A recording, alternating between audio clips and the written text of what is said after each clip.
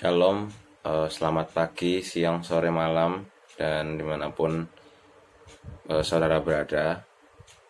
Perkenalkan, nama saya Christopher Theodore Kevin Hui dari SMA Negeri 20 Surabaya, dari kelas 12 IPA 7, nomor absen 7. Dan di sini saya akan melakukan ujian praktek agama, yaitu menyampaikan khotbah. Oleh karena itu, sebelum kita mendengarkan khotbah yang akan saya sampaikan, ada baiknya kita berdoa terlebih dahulu. Mari kita satu dalam doa. Ya Bapa, kembali kami mengucap syukur Tuhan, terima kasih atas kebaikan-Mu yang selalu nyata bagi kami Tuhan. Di sepanjang kehidupan kami Tuhan, bahkan sampai detik ini Tuhan, kasih setia-Mu nyata Tuhan bagi kami. Ya Tuhan, sebentar lagi kami akan mendengarkan Tuhan, pesan firman-Mu Tuhan. Kiranya Engkau makai kami Tuhan, Engkau makai hamba-Mu yang akan menyampaikan firman Tuhan Tuhan. Dan kiranya Engkau berkati Tuhan para pendengar yang mendengarkan firman ini Tuhan, agar kiranya hatinya Tuhan bukan menjadi tanah yang gersang Tuhan, bukan menjadi tanah yang dipenuhi dengan batuan maupun dengan tanaman-tanaman liar Tuhan, tapi kiranya biarnya tanah hati kami Tuhan adalah tanah hati yang subur ya Tuhan, tanah hati yang selalu ingin Tuhan mendengarkan firman-Mu Tuhan, dan dapat tumbuh Tuhan firman-Mu dalam hati kami Tuhan, dan dapat berbuah berlipat kali ganda Tuhan. Terima kasih Tuhan, dalam nama-Mu kami telah berdoa, amin. Saudara-saudara, pada kesempatan kali ini saya akan membawakan firman Tuhan yang berjudul Cukup dengan Ya. Nah, untuk firman Tuhan kali ini saya terinspirasi dari seorang tokoh di Alkitab yang ada di Perjanjian Lama, yaitu Obed-Edom. Nah, sebenarnya Obed-Edom ini siapa dan apa sih asal usul Obed-Edom ini? Nah, sebenarnya Obed-Edom ini secara garis keturunan dia tidak disebutkan dengan jelas, dia tidak disebutkan dengan rinci di dalam Alkitab siapa ayahnya, siapa kakeknya. Jadi tiba-tiba langsung muncul Obed-Edom begitu aja. Nah, dan informasi yang diketahui dari dirinya itu hanyalah bahwa dia itu adalah seorang Gad. Ya, Gad itu adalah sebuah daerah, lebih tepatnya adalah Gad Rimon. Nah, Gad Rimon ini adalah sebuah kota di mana kota ini dikhususkan untuk suku Lewi. Nah, suku Lewi ini adalah suku yang ditugaskan menjadi imam, yang tugasnya tuh banyak, yang untuk mengurus tabut, untuk mempersembahkan korban bakaran sebagai perantara antara umat Israel dengan Tuhan, kemudian menaikkan pujian juga bagi Tuhan melalui alat-alat musik maupun melalui nyanyian dan sebagainya yang berkaitan dengan pokoknya mereka menjadi perantara antara bangsa Israel pada saat itu dengan Tuhan Allah. Nah, dan dia sebagai seorang Lewi di dalam Alkitab, di dalam 1 Tawarik pasal yang ke-15 sampai dengan yang ke-16 itu dijelaskan bahwa ia bertugas sebagai penjaga pintu gerbang, kemudian menjadi pemain musik pengiring juga, dan penunggu pintu tabut Allah. Nah, dari tugas-tugasnya ini sebagai suku Lewi, sebenarnya suku Lewi ini banyak tugas-tugas lain yang istilahnya lebih terpandang ya. Salah satunya ya masuk ke ruang Maha Kudus, kemudian juga bisa yang masuk untuk mempersembahkan korban bakaran. Nah, tapi sebagai tugasnya Obed-Edom ini sebagai seorang Lewi, dia itu hanya sebagai penjaga pintu gerbang, sebagai seorang satpam lah dalam tanda kutip, dan dia juga sebagai pemain musik pengiring, dimana dia bukan pemain musik utama. Dia adalah pemain musik sampingan yang sebenarnya ada dia maupun tidak ada itu bukan sebuah masalah besar, tapi sebenarnya dia tuh hanya pengiring saja, bukan pemain musik utama. Nah, dengan asal usul yang tidak jelas ini, dan dengan asal usul yang istilahnya kalau kita menilai dari perspektif manusia ya, kita melihat bahwa Obed-Edom ini sebenarnya orang yang biasa-biasa saja. Memang dia dari suku Lewi, suku yang spesial karena suku yang dikhususkan untuk menjadi imam, tapi dia sebenarnya orang yang cukup biasa saja, ordinary people kalau bahasa kerennya pada saat ini ya. Nah, tapi dengan asal usul yang tidak jelas ini dan dengan asal usul yang istilahnya apa ya, biasa-biasa saja, tapi dia disebutkan sampai dengan 8 kali di Alkitab. Nah, kok bisa orang dengan asal usul yang nggak jelas, dengan garis keturunan ayahnya siapa, ibunya siapa itu tidak disebutkan dengan jelas, kok bisa sampai disebutkan sampai 8 kali. Nah, saya akan menjelaskan latar belakangnya ya saudara-saudara sekalian. Jadi semua ini berawal di 2 Samuel pasal yang kelima. Mungkin kalau saudara mau lihat bisa saudara baca juga ya. Jadi di kedua Samuel pasal yang kelima ini dijelaskan bahwa Daud pada saat itu baru saja menjadi raja menggantikan Saul, yang mana Saul baru saja meninggal, dan kemudian Daud langsung ditahbiskan atau diurapi menjadi seorang raja baru bagi bangsa Israel. Nah, kemudian di penjelasan selanjutnya itu Daud berperang melawan bangsa Filistin. Nah, jadi setelah Daud berperang melawan bangsa Filistin, pada akhirnya singkat ceritanya mereka menang. Sehingga kemudian membuat Daud ini ingin membawa tabut Allah ini ke Yerusalem. Nah, untuk kisah selanjutnya kita akan baca bersama-sama dalam 1 Tawarik pasal yang ke-13. Baik saudara-saudara, saya akan bacakan dari 1 Tawarik pasal yang ke-13 dengan judul perikop yaitu tabut dipindahkan dari Kiryat Yearim. Pada pasal yang ke-13 ini saya bacakan dari ayat yang pertama sampai dengan yang ke-7 terlebih dahulu. Ayat yang pertama mengatakan, Daud berunding dengan pemimpin-pemimpin pasukan 1000 dan pasukan 100 dan dengan semua pemuka. Berkatalah Daud kepada seluruh jemaah Israel, jika kamu anggap baik dan jika diperkenankan Tuhan Allah kita, baiklah kita menyuruh orang kepada saudara-saudara kita yang masih tinggal di daerah-daerah orang Israel, dan di samping itu kepada para imam dan orang-orang Lewi yang ada di kota-kota yang dikelilingi tanah penggembalaan mereka, supaya mereka berkumpul kepada kita. Dan baiklah kita memindahkan tabut Allah kita ke tempat kita, sebab pada zaman Saul kita tidak mengindahkannya. Maka seluruh jemaah itu pun berkata bahwa mereka akan berbuat demikian, sebab usul itu dianggap baik oleh segenap bangsa itu. Lalu Daud mengumpulkan semua orang Israel dari sungai Sikor di Mesir sampai ke jalan yang menuju Hamat untuk menjemput tabut Allah dari Kiryat Yearim. Lalu Daud dan segenap orang Israel berangkat ke Baala, ke Kiryat Yearim yang termasuk wilayah Yehuda, untuk mengangkut dari sana tabut Allah yang disebut dengan nama Tuhan yang bertahta di atas kerubim. Mereka menaikkan tabut Allah itu ke dalam kereta yang baru dari rumah Abinadab, sedang Uza dan Ahio mengantarkan kereta itu. Nah, sampai di sini dulu pembacaan kita. Nanti saya akan lanjutkan. Jadi dari ayat yang ke-1 sampai dengan yang ke-7 ini dijelaskan bahwa setelah berperang, Daud itu berunding dengan rakyat dan para pemuka-pemuka bahwa ada baiknya nih kita memindahkan tabut Allah yang belum kita pernah urus ke daerah Yerusalem. Nah, jadi Daud ini berencana untuk membawa tabut dari Baale Yehuda atau dari Kiryat Yearim ke Yerusalem menggunakan kereta. Nah, nantinya kereta ini akan dihantarkan atau disertai oleh Uza dan Ahio. Nah, untuk posisi Uza dan Ahio ini itu berbeda. Untuk Uza sendiri itu akan menjaga dari samping kereta yang akan membawa tabut Allah itu, sementara Ahio dari depan.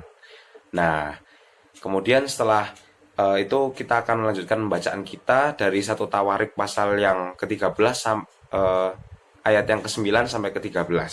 Saya akan bacakan. Pada pasal yang ke-9 berkata, ketika mereka sampai ke tempat pengirikan Kidon, maka Uza mengulurkan tangannya memegang tabut itu, karena lembu-lembu itu tergelincir. Maka bangkitlah murka Tuhan terhadap Uza, lalu ia membunuh dia oleh karena Uza telah mengulurkan tangannya kepada tabut itu. Ia mati di sana di hadapan Allah. Daud menjadi marah karena Tuhan telah menyambar Uza demikian hebatnya, maka tempat itu disebut orang Peres Uza sampai sekarang. Pada waktu itu, Daud menjadi takut kepada Allah lalu katanya, bagaimanakah aku dapat membawa tabut Allah itu ke tempatku? Sebab itu Daud tidak mau memindahkan tabut itu ke tempatnya, ke kota Daud. Tapi Daud menyimpang dan membawanya ke rumah Obed Edom, orang Gad itu. Nah, sampai di sini pembacaan ayat kita. Jadi di pasal yang ke-13 ayat yang ke-9 sampai ke-13 ini dijelaskan bahwa pada saat tabut Allah itu dibawa menggunakan kereta, pada satu ketika tuh keretanya tergelincir sehingga tabut Allahnya mau jatuh. Nah, sehingga apa yang dilakukan oleh Uza, yang Uza itu tugasnya menjaga kereta dan tabut Allah itu dari samping. Uza berusaha menahan tabut Allah itu supaya tidak jatuh.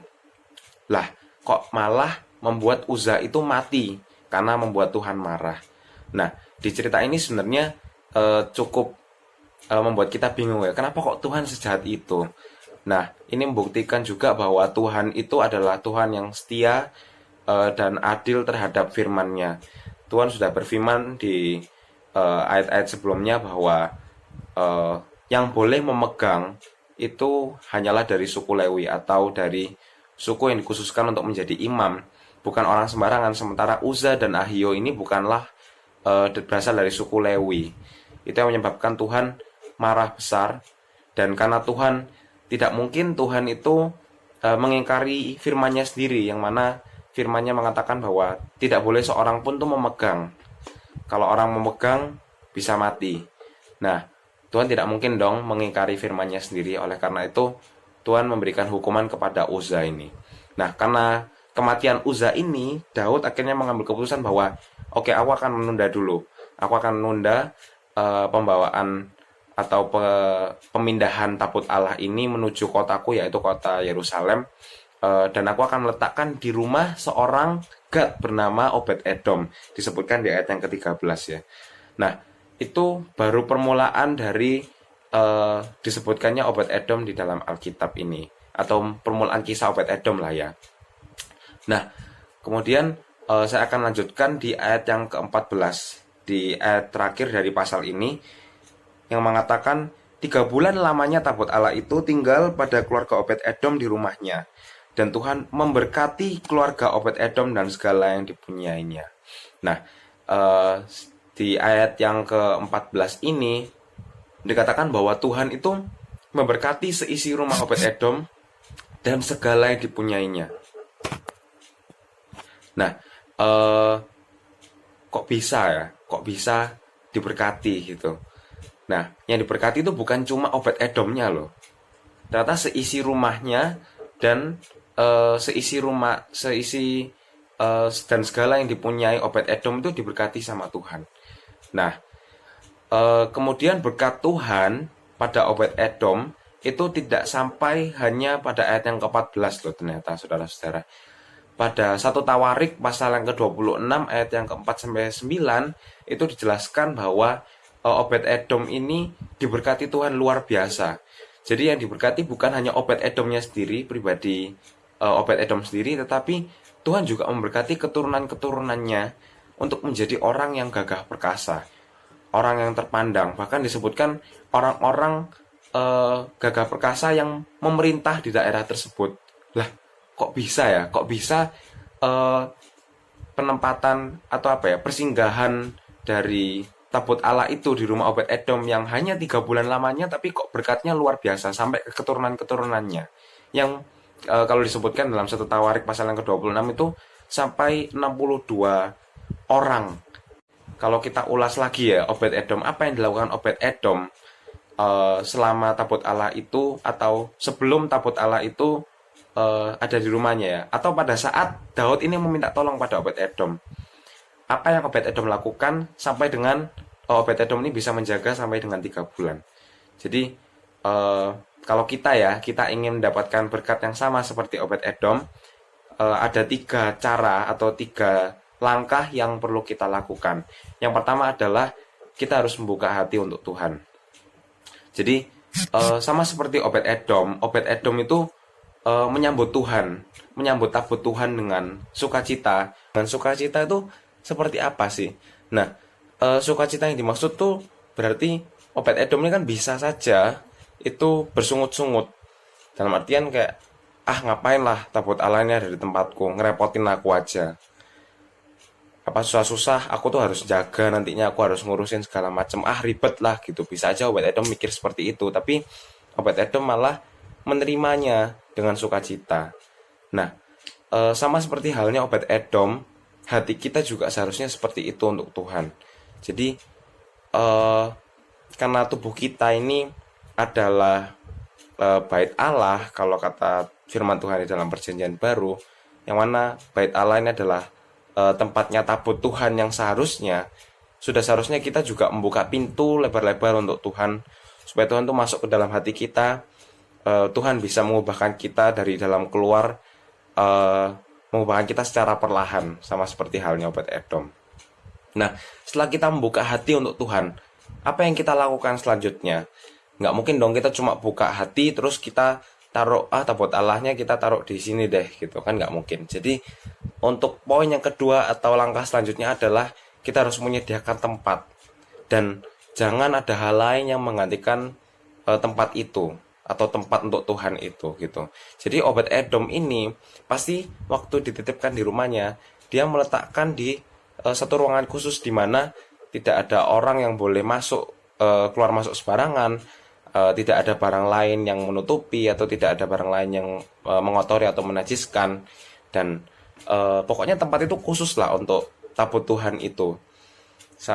Pokoknya harus tetap kudus, harus terjaga dengan baik. Nah, sama seperti halnya Obed Edom, di hati kita tuh harus ada satu tempat khusus, ada satu slot khusus hanya untuk Tuhan saja, tidak boleh ada yang menggantikan. Maksudnya tidak boleh menggantikan ini ada apa sih maksudnya? Tidak boleh ada yang menggantikan. Nah, bisa saja hati kita tuh dipenuhi dengan keinginan daging kita. Hati kita tuh dipenuhi dengan ego kita, dengan yang kita senang aja, kita suka-suka aja gitu. Tapi tidak boleh seperti itu. Kita harus bisa menyediakan tempat khusus bagi Tuhan. Kalau buat pasangan hidup aja, atau buat pacar, atau mungkin buat istri nantinya, kita akan menyediakan satu tempat khusus bagi mereka di hati kita. Kenapa enggak buat Tuhan gitu. Nah, jadi itu yang dimaksud dengan sediakan tempat gitu. Obed Edom aja bisa menyediakan tempat khusus, apalagi kita menyediakan tempat di hati kita untuk Tuhan gitu. Nah, kemudian setelah kita membuka hati untuk Tuhan, setelah kita menyediakan tempat juga, tempat khusus ya. Nah, apa sih yang kita perlu lakukan selanjutnya? Yang ketiga adalah menjaga Tuhan agar selalu ada di hati kita. Nah, Obed Edom pada waktu 3 bulan itu tabut Tuhan itu ada di tempatnya, tidak mungkin Obed Edom itu membiarkan begitu saja. Pasti Obed Edom itu berusaha menjaga dengan baik, berusaha melindungi tabut Tuhan itu, mengingat bangsa Israel ini habis menang perang melawan bangsa Filistin. Nah, pastinya kalau bangsa-bangsa kafir lain itu tahu, atau bangsa-bangsa musuhnya bangsa Israel ini tahu bahwa tabut Tuhan ini sedang dalam perjalanan atau sedang singgah di rumahnya Obed Edom, bisa saja mereka mengincar atau berusaha menghancurkan tabut Tuhan itu, karena itu adalah kunci kemenangan bangsa Israel dalam peperangan melawan bangsa kafir. Nah, yang pastinya dilakukan oleh Obed Edom adalah Obed Edom pasti senantiasa menjaga sampai dengan waktu di mana Daud itu mengambil tabut Tuhan itu kembali untuk dibawa ke Yerusalem gitu. Jadi selama 3 bulan itu, kenapa kok 3 bulan sih dijaganya? Karena 3 bulan itu, selama 3 bulan itu Daud menunggu baru nanti dibawa ke Yerusalem gitu. Jadi Obed Edom ini menjaga tabut Tuhannya dengan baik selama 3 bulan atau sampai dengan tugasnya dia itu selesai. Nah, sama juga di hati kita, setelah kita membuka hati untuk Tuhan, setelah kita menyediakan tempat khusus bagi Tuhan, seharusnya kita juga menjaga Tuhan agar selalu ada di hati kita, selalu ada di tempat pertama. Ada lagu yang mengatakan biar Tuhan itu selalu ada di tempat pertama di dalam hatiku. Kita juga harus bisa seperti itu gitu. Jadi menyediakan tempat khusus itu sudah bagus, tapi kita juga harus bisa menjaganya. Sampai kapan menjaganya?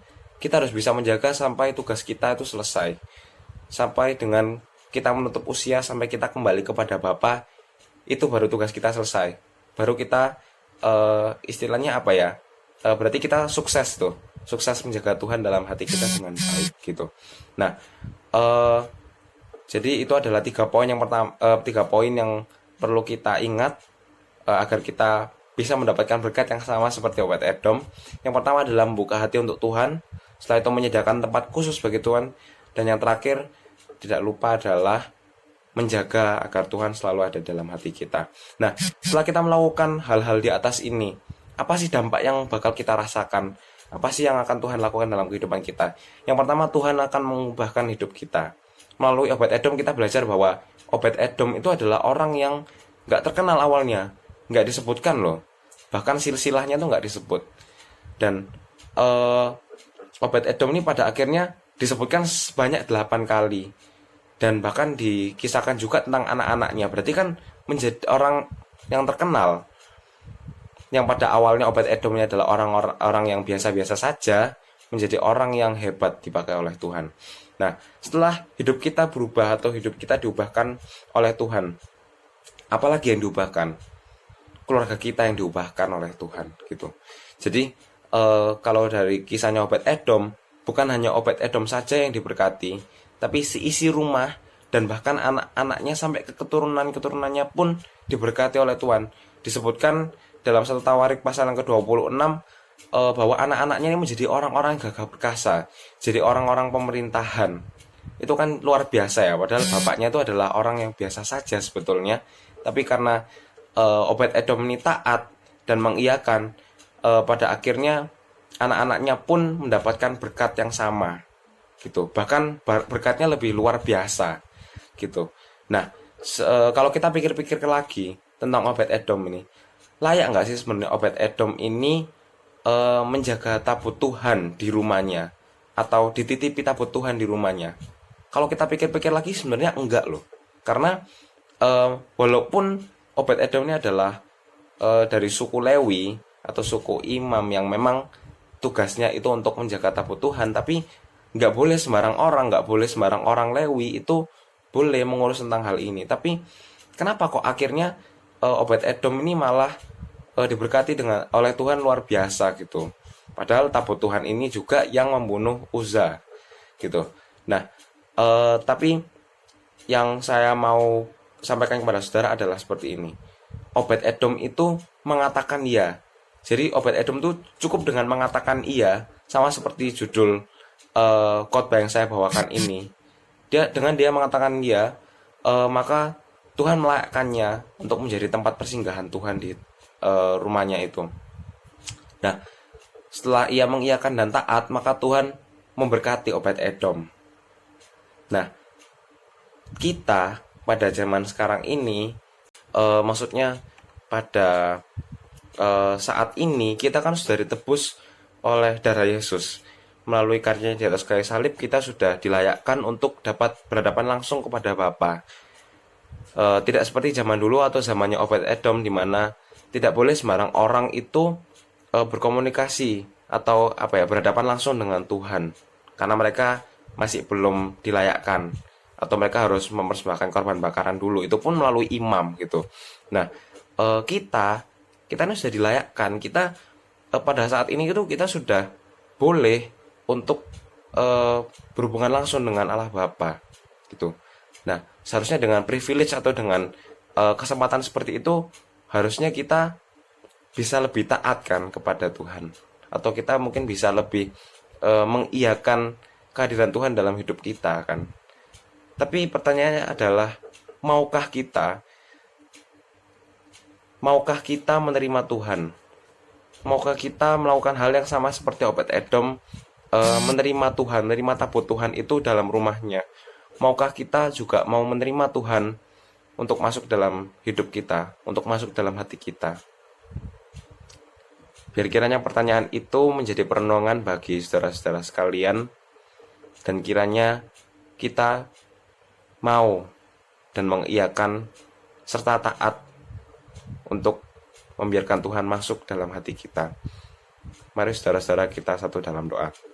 Bapa yang di surga, kami telah merenungkan Tuhan firman-Mu Tuhan mengenai Obed-Edom Tuhan. Kami belajar Tuhan bahwa untuk mengalami perubahan Tuhan dalam hidup kami Tuhan, kami harus membiarkan-Mu masuk dalam hati kami Tuhan. Tapi terkadang Tuhan kami menyepelekan-Mu Tuhan.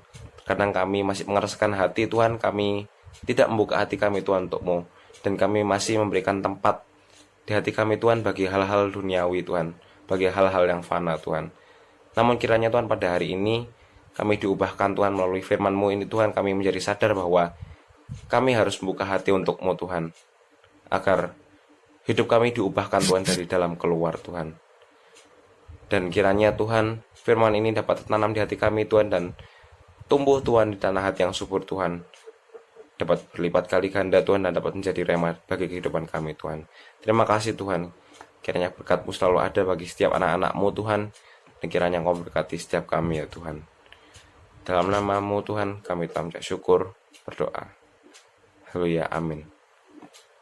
Terima kasih saudara-saudara semua sudah menyimak firman Tuhan ini. Kiranya firman Tuhan yang saya sampaikan dapat menjadi berkat bagi saudara semua. Terima kasih, Tuhan Yesus memberkati.